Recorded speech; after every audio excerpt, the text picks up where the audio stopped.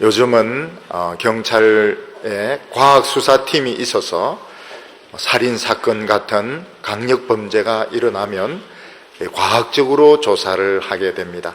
머리카락의 DNA라든지 또 혈흔이라든지 시체를 해부해 본다든지 또는 CCTV 같은 것을 통해서 과학적으로 조사를 하기 때문에 웬만하면 범인은 다 붙들리게 된다고 합니다.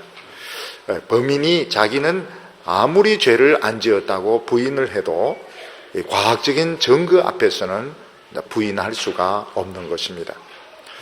근데 만일 경찰들 중에서 하나님이 경찰에게 무슨 죄든지 한 가지라도 지은 죄는 다 잡아들여라, 만약 이렇게 명령한다면 아마 걸려들지 않을 사람이 한 명도 없을 것입니다. 살인 미수 혐의, 강간 미수 혐의, 대리 출석, 컨닝, 논문 표절, 성추행, 이 세상에서 이런 죄들을 단 한 번이라도 안 지은 사람은 없습니다. 근데 사람을 심판할 때는 그 사람이 아무리 좋은 일을 많이 했다 하더라도 잘한 것 가지고는 심판에 도움이 되지 않습니다. 단 한 가지라도 죄 지은 사람은 다 걸려들게 되는데, 만약 하나님 앞에서 우리가 심판을 받을 때 단 한 번도 죄 짓지 않은 사람이 있겠는가? 아무리 목사나 신부나 중이라 하더라도 한 번도 죄 짓지 않은 사람 없습니다. 다 죄를 지었는데 회개하고 변하여 새 사람 되고 잊어먹어 버렸고 증거가 없기 때문에 살아있는 것이지, 한 번도 죄를 안 지은 사람은 없습니다. 그러면 결국 누가 하나님 앞에서 의롭다함을 받으며 누가 구원을 받을 수 있겠느냐 하는 질문이 생기게 됩니다. 요즘 우리나라에서는 총리라든지 장관을 임명할 때는 반드시 청문회를 거치게 되어 있습니다. 우리가 보기에는 이 세상을 정말 성공적으로 살았고 너무나도 존경받는 분인데도 불구하고 일단 한 청문회를 통과하게 되면 수많은 비리들이 드러나면서 결국은 통과하지 못하는 것을 보게 됩니다. 얼마 전에 총리 임명자는 소아마비 환자로서 사법고시에 합격해서 정말 이 대법원 판사까지 대법관까지 지냈는데 너무 재산이 많은 것이 결국 문제가 되어서 임명을 받지 못하고 중도하차하고 말았습니다. 또 어떤 분은 젊어서 미국에 건너가서 사업에 성공해서 많은 돈을 벌었습니다. 우리나라의 미래를 끌고 갈 수 있는 이 장관 자리에 임명을 받았는데 결국 너무 돈이 많은 것이 탈이어서 장관직을 포기를 하고 미국으로 돌아가고 말았습니다. 우리가 보기에는 참 저 사람 성공적인 사람이다, 저 사람 너무나도 존경스러운 사람이다, 이렇게 다 알고 있었는데 일단 청문회를 열면은 모든 비리가 다 드러나면서 결국은 통과를 못하는 사람들이 많은 것입니다.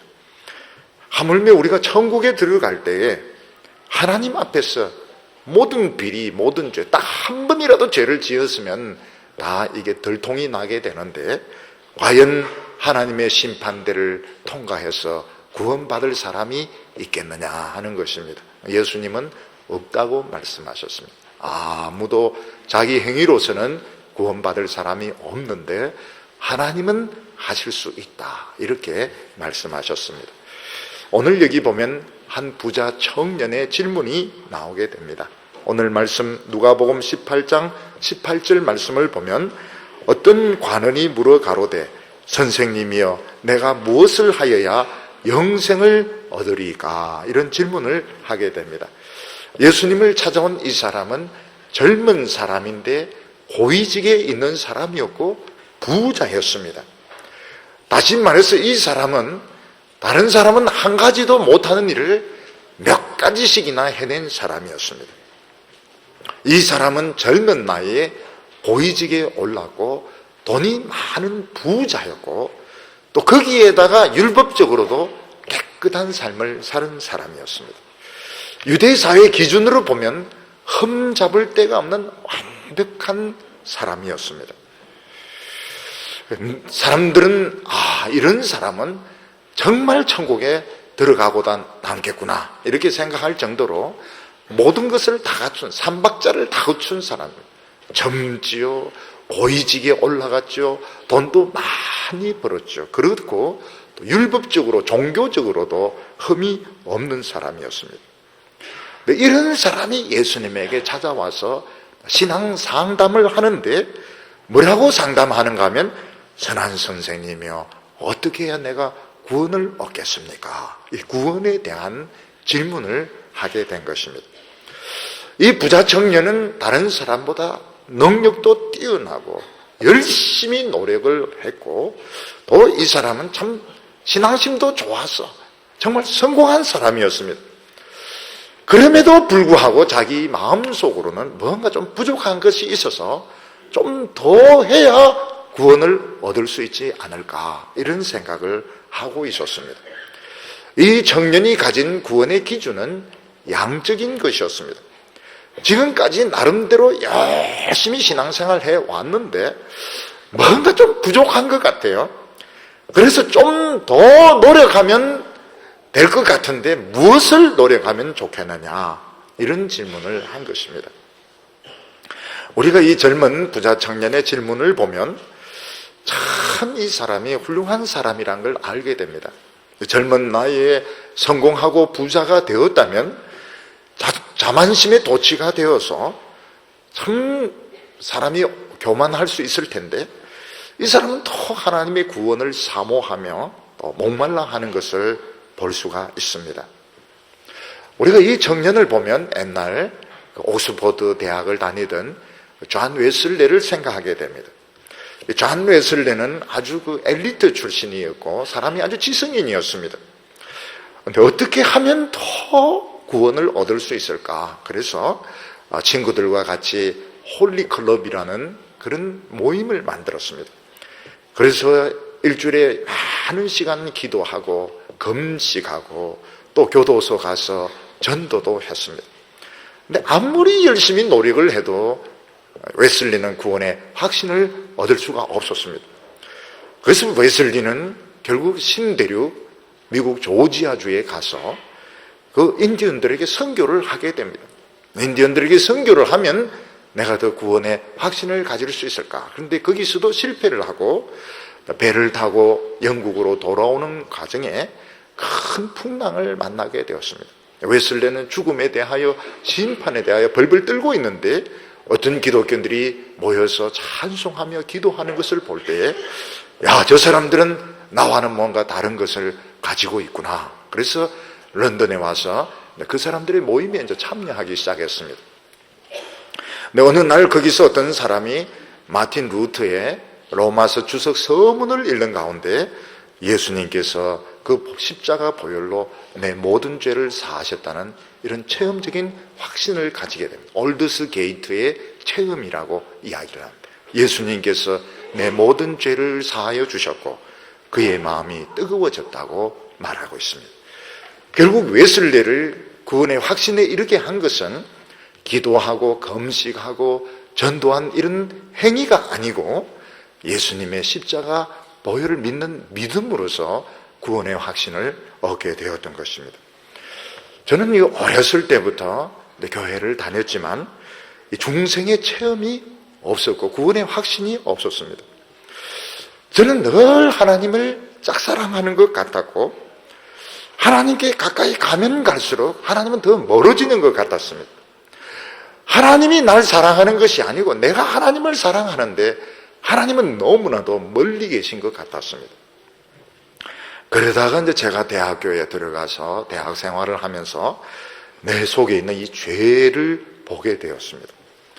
겉으로 보면 모범적인 것 같지만 내 마음속으로는 많은 사람을 죽이고 싶어 했고 또 더러운 짓을 많이 하려고 하는 이런 악한 충동을 보고 굉장히 고민을 하게 되었습니다. 로마서에서 사도 바울은 오호라 나는 공고한 자로다. 누가 이 사망의 몸에서 나를 건져내랴 이렇게 고백을 했는데 그런 체험을 하게 되었습니다. 이 사망의 몸이라고 하는 것은 뭔가 의식은 있는데 몸이 죽은 것입니다. 마치 이 뇌졸중 환자, 중풍 환자처럼 의식은 있는데 팔다리가 움직여지지 않는 것처럼 머리로는 하나님을 사랑하고 순종하고 싶은데 몸, 다리가 움직여지지 않는 것입니다.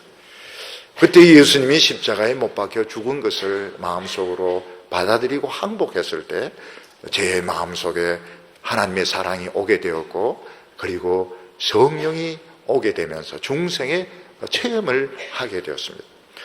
그전에는 하나님의 심판이 굉장히 무서웠는데 하나님의 심판이 무섭지 않고 참 사랑의 하나님을 체험하게 되었습니다. 이 부자 청년은 세상에서 성공적인 삶을 살았습니다. 젊은 나이에 높은 직책에 올랐고 돈도 많이 벌었고, 그러면서도 이 사람은 죄를 짓지 않는 종교적으로 깨끗한 삶을 살았습니다. 근데 이 사람의 마음속에는 뭔가 부족한 것이 있었습니다. 뭔가 갈급한 것이 있었습니다. 그래서 예수님을 찾아와서 선한 선생님, 내가 어떻게 해야 영생을 얻겠느냐는 질문을 하게 되었습니다. 이때 예수님은 완전히 다른 대답을 하셨습니다.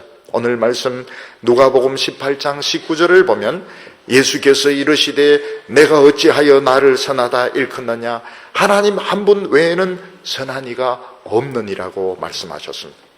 이 사람은 선한 선생님, 내가 어떻게 하면 영생을 얻겠습니까? 이 선한 행동에 대해서 질문하고 있는데 예수님 그 선하다는 개념 자체가 다르다고 말했습니다. 우리가 오늘 이 예수님의 말씀을 잘못 생각하면 하나님 외에는 선한 분이 없다, 예수님도 이 세상에 살다 보니까 죄를 보고 듣고 이렇게 하면서 예수님도 많이 오염되었다, 이런 뜻으로 오해하기 쉬운데 그런 뜻이 아닙니다. 네가 가지고 있는 선한 개념과 내가 가지고 있는 선한 개념은 다르다는 것입니다. 다시 말해서 이 부자 청년이 생각하는 선하다고 하는 개념은 사람을 기준해서 사람에게 잘해주는 것을 선하다고 생각하는 것입니다. 다시 말해서 남의 물건을 뺏지 않고 줄 것은 주고, 그리고 내 자신을 희생하면서 남을 도와주는 것을 선하다고 생각하는데 나에게 부족한 것이 뭐냐, 이렇게 질문하고 있습니다. 근데 예수님은 선하다고 하는 이런 기준을 사람에게 둘 수 없고 하나님에게 기준을 두어야 되는데, 하나님 앞에 의롭다고 하는 것은 한 번도 죄를 지어서는 안 되고 죄의 충동, 죄의 생각도 해서는 안 되는 것입니다. 그리고 선하다고 하는 것은 남을 도와주는 것만 말하는 것이 아니고 하나님의 말씀에 정확하게 일치한 것이 선한 것입니다. 그래서 예수님께서는 네가 말하던 그 선하다는 개념은 하나님 앞에서 전혀 선하지 않다고 말씀하고 있습니다. 예를 들어서 사자끼리도 표범끼리도 서로 선합니다. 예를 들어서 먹이를 잡아서 줄 수도 있고 또 이렇게 다쳤을 때 혀로 핥아줄 수도 있습니다. 근데 사자가 선하다, 표범이 선하다 이러면 노루가 굉장히 분노할 겁니다. 그건 자기들끼리 선한 것이지 우리에게 선하지 않다는 것입니다. 그건 굉장히 악한 놈이라고, 사나운 놈이라고 이야기할 것입니다. 마찬가지로 인간끼리 서로 잘해주는 것은 종족 보존의 본능으로 그렇게 하는 것이지 하나님 앞에 선한 것은 아니라고 말씀합니다. 너의 기준 자체가 틀렸다고 말하고 있습니다. 오늘 두 번째로 예수님은 두 가지 기준이 있다고 말씀하셨습니다. 20절 말씀 보면 내가 계명을 안 하니 간음하지 말라, 살인하지 말라, 도적질하지 말라, 거짓 증거하지 말라, 내 부모를 공경하라 하였나니라.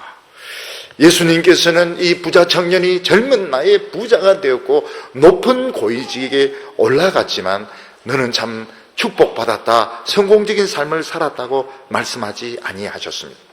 예수님은 이 청년으로 하여금 하나님의 말씀으로 자기 자신을 보기를 원했는데 계명을 가지고 물어보셨습니다.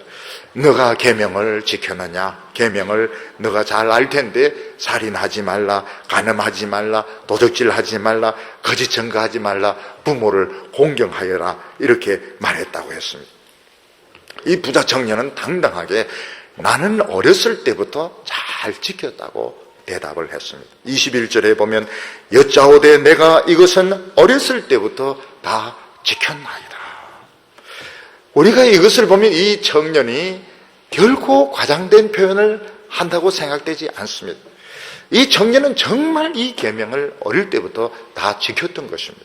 그는 간음하지 않았습니다. 살인하지 않았습니다. 도적질하지 않았습니다. 거짓 증거하지 않았던 것입니다. 예수님께서는 야 정말 잘했다 구원받으라 이렇게 말하지 않고 딱 한 가지가 부족하다고 말씀하셨습니다. 22절에 보면 예수께서 이 말씀을 들으시고 이르시되 내가 오히려 한 가지 부족한 것이 있으니 내게 있는 것을 팔아 가난한 자들을 나눠줘라. 그리하면 하늘에서 내 보화가 있으리라. 그리고 와서 나를 조처라 하시니. 예수님께서는 이 부자 청년이 참 성공적으로 살았습니다. 모범적으로 살았습니다. 율법적으로 흠이 없습니다. 이 부자 청년은 오늘 청문회에 내놔도 통과가 될 것입니다. 그런데 예수님은 딱 한 가지가 부족하다. 그 한 가지가 무엇인가 하면 너 재산이 너무 많은데 재산 다 팔아서 가난한 사람을 주고 나를 조치라고 말씀하셨습니다. 예수님이 말씀하신 계명은 재산을 포기하고 예수님을 믿고 따르는 것이었습니다. 예수님은 여기서 구원의 두 가지 기준에 대해서 말씀하셨습니다. 하나는 무엇인가 하면 자신의 행위를 완전하게 해서 구원받는, 이 행위로 구원받는 것을 말하는 것입니다. 이 행위로 구원받는 것은 모든 율법을 전부 다 지키는 것입니다. 살인하지 말라, 간음하지 말라, 도적질하지 말라, 이 모든 계명을 다 지키는 것입니다. 그러면 이 계명을 다 지킬 수 있습니까? 1계명부터 9계명까지는 지킬 수 있지만 10계명은 못 지킵니다. 10번째 계명이 뭡니까? 탐내지 말라는 것입니다. 내 이웃의 아내나 남종이나 여종이나 소나 낙이나 탐내지 말라. 우리는 이해가 안 됩니다. 탐내지 말라. 이게 무슨 이게 계명이 이런 계명이 행동으로 옮겨지지 않는 마음의 태도를 가지고 계명을 할 수 있는 이게 하나님의 계명의 특징인 것입니다. 어떤 사람은 옆에 부인하고 우리 집 부인을 막 비교를 합니다.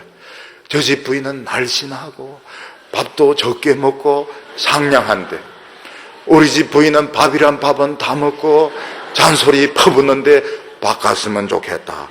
안 바꿨습니다. 생각했지만 이게 죄인. 왜 남의 부인을 그런 생각을 하냐는 것입니다. 남의 집을 탐내고 남의 차를 어떤 사람은 괜히 남의 차 보면서 닦으면서 이거 언제 바꾸냐고 자꾸 물어보는데 그게 계명에 걸리는 것입니다.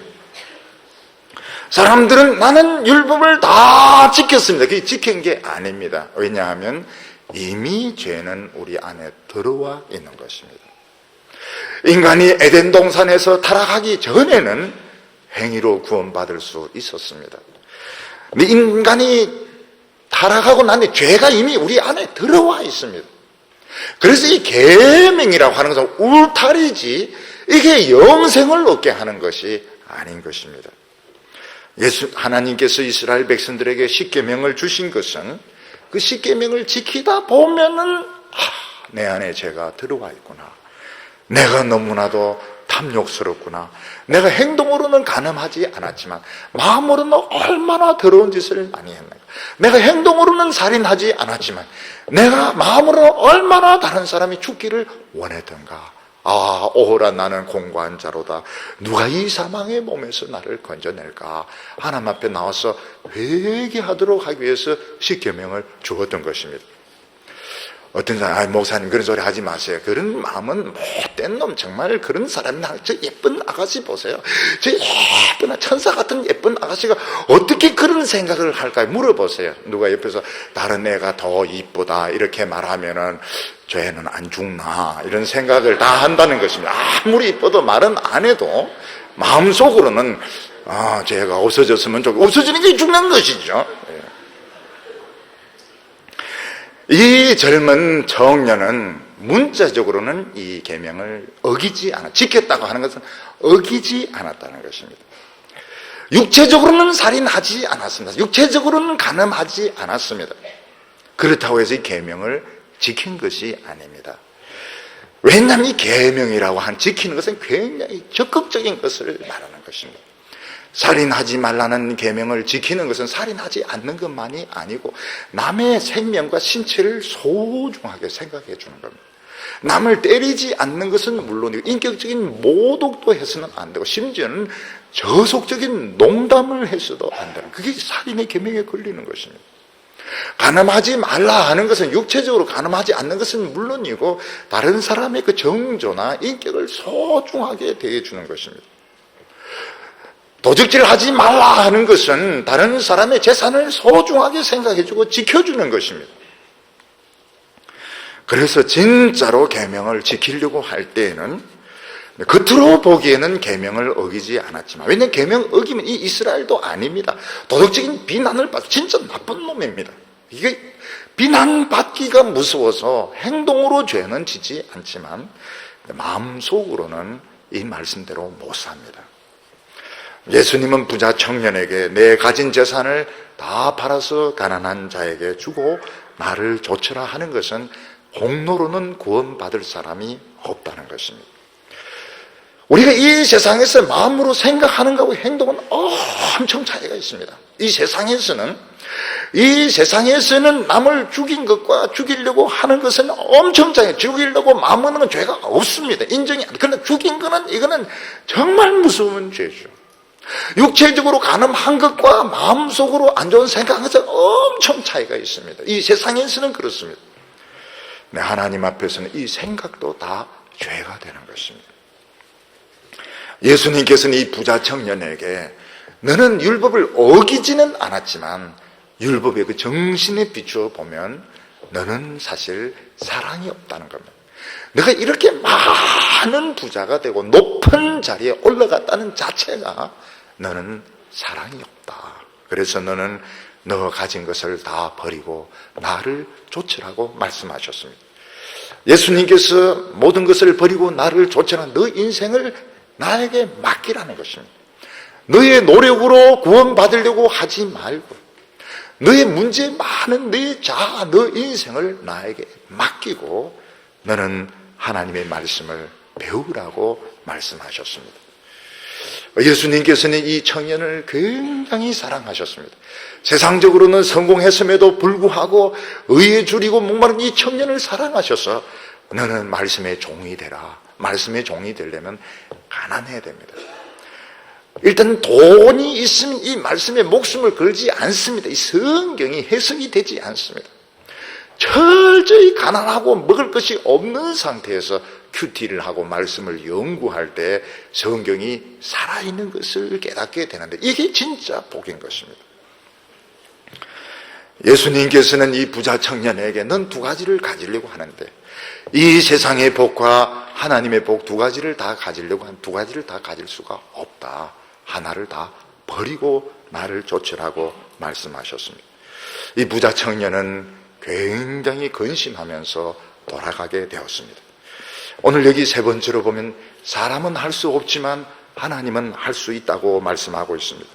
24절과 25절에 보면 예수께서 저를 보시고 가라사대 재물이 있는 자가 하나님 나라에 들어가기가 얼마나 어려운지 약대가 바늘기로 들어가는 것이 부자가 하나님의 나라에 들어가는 것보다 쉬우리라고 말씀하셨습니다. 예수님은 부자, 다시 말해서 이 세상에 뭔가 가지고 있는 사람이 천국에 들어가는 것이 얼마나 어려운가 하면 낙타가 바늘구멍 들어가는 것보다 어렵다고 말했습니다. 낙타가 굉장히 큽니다.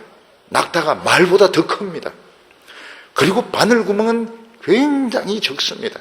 바늘구멍은 가는 실밖에 못 들어갑니다.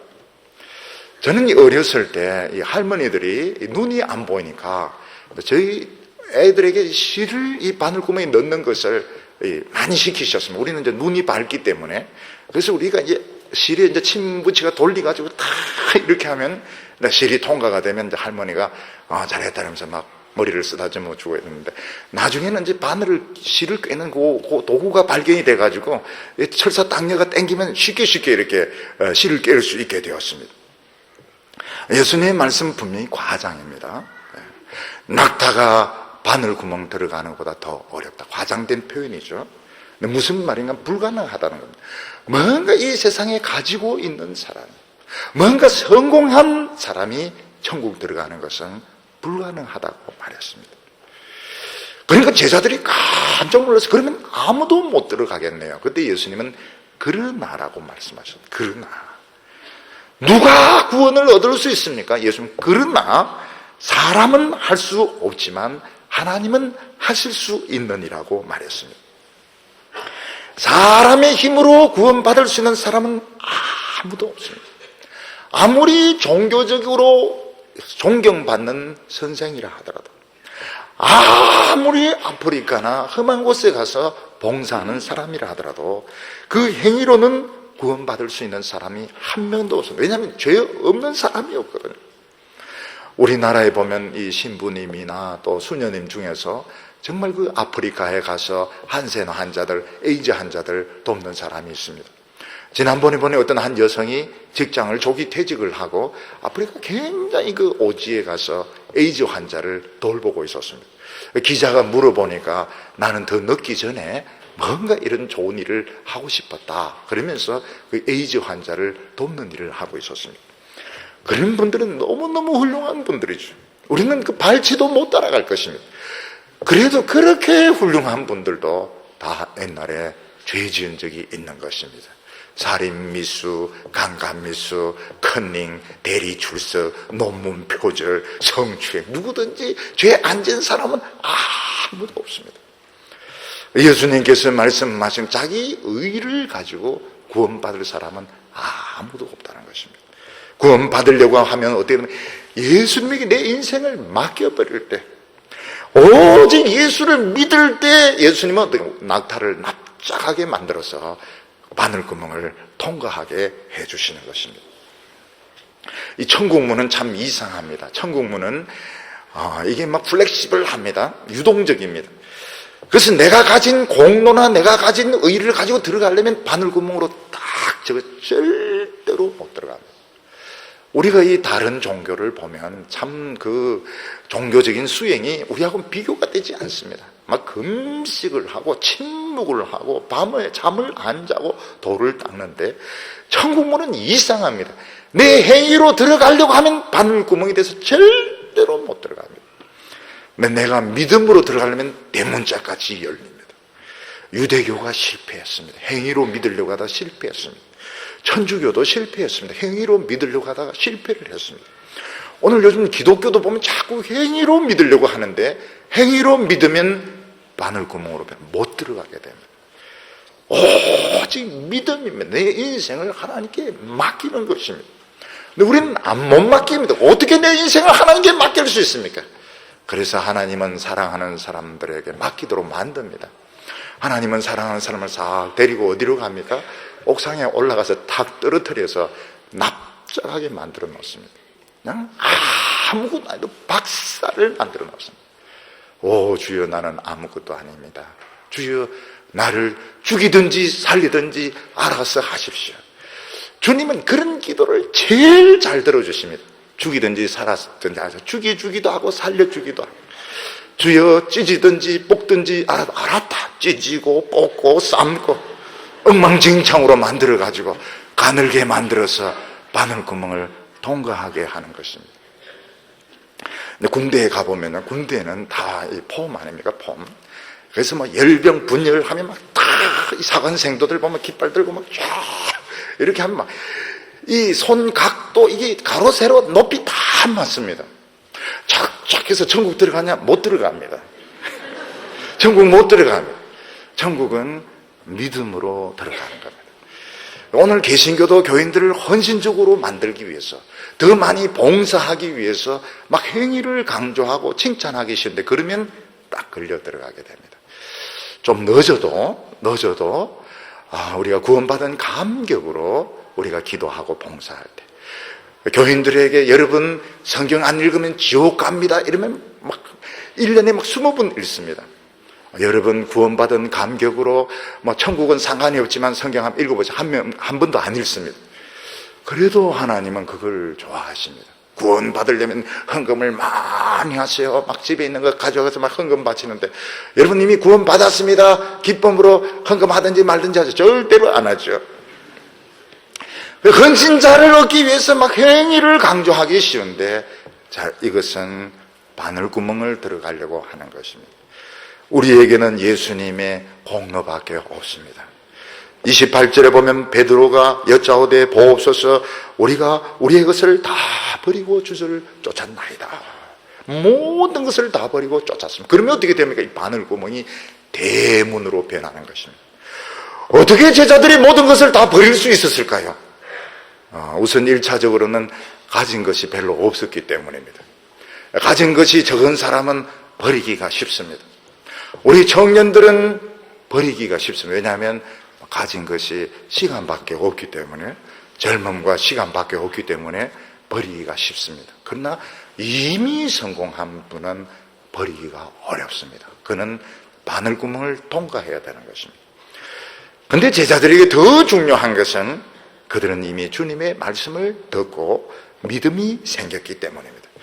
주님의 말씀을 듣고 믿음이 생기면 내 인생을 맡길 수 있습니다.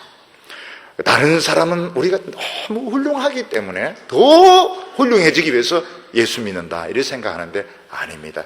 우리는 우리 자신을 볼 때 문제가 너무 많다는 걸 아는 겁니다. 우리는 마치 술 취한 운전수와 같습니다. 젊은 인생을 살아오면서 여기 쳐봤고 저기 쳐봤고 이러면서 살아왔고, 앞으로 이렇게 살면 우리는 대형 사고를 저지르겠구나. 그래서 예수님에게 우리의 인생을 맡기게 된 것입니다. 이런 사람에게는 천국이 대문처럼 열립니다. 구원은 굉장히 민감합니다.